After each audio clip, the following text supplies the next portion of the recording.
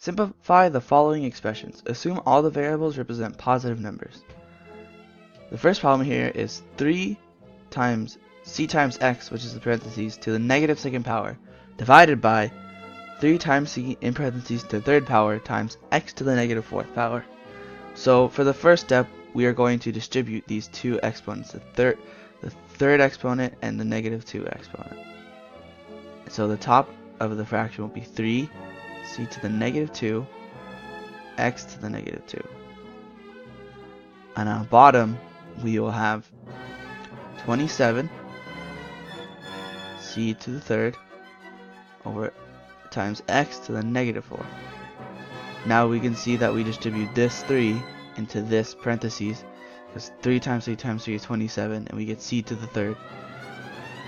And on top, it was c to the x in parentheses to the negative second, and we distributed that negative second.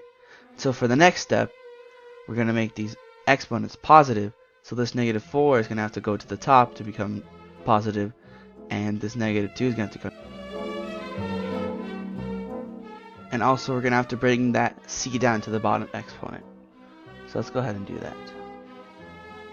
So we're going to still have the 3 on the top, but now on top the only thing that's going to be there is the x to the fourth that was previously in the denominator. And now we're going to have in the denominator 27 and the c to the third, that was already there. Now we're going to have the c to the second and also the x to the second. And so for this next step, we're going to add these two exponents. Or basically we're going to combine like terms. So we're first going to start by adding these two exponents and subtracting this 4 exponent minus this 2 exponent that's in the denominator, and reducing this 3 to 1 and this 27 to a 9. So go ahead and clean that up.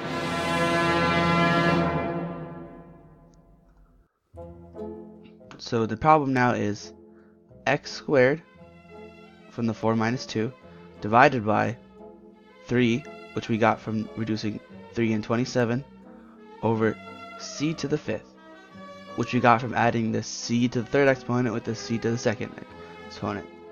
And this is the answer to the first problem. As you can see, all the exponents are positive, so we do have the correct answer.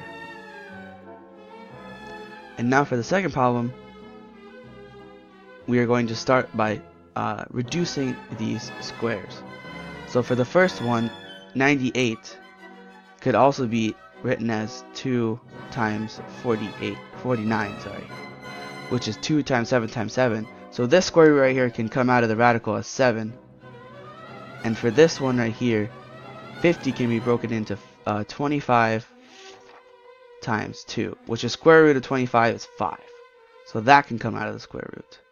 And over here is a little more complicated, as 9 times 2 is 18, so 3 can come out, but the t also can be broken up in t squared times t, because d's together, 2 plus 1, there's a 1 here, equals 3. So this t squared can also come out of the radical, so it is just t. So let's go ahead and clean up this problem. So what now we are left with is 3.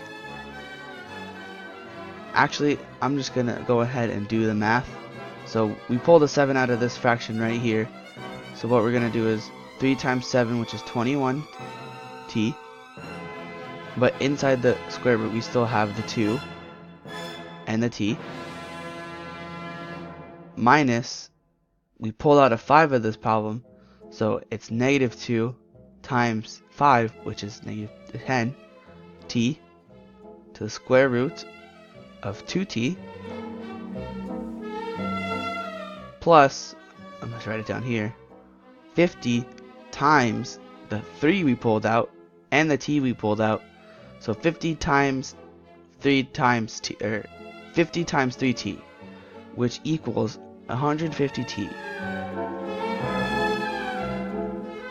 with the 2t still in the radical. Now that all of these numbers share the same radical, we can now combine like terms. So the 21 and the negative 10 both cancel out, or the t's. We are left with 11t, which we then add to 150t, which gives us our answer of 161t to the, or times the rad 2 times t. And this is the final answer to the second problem.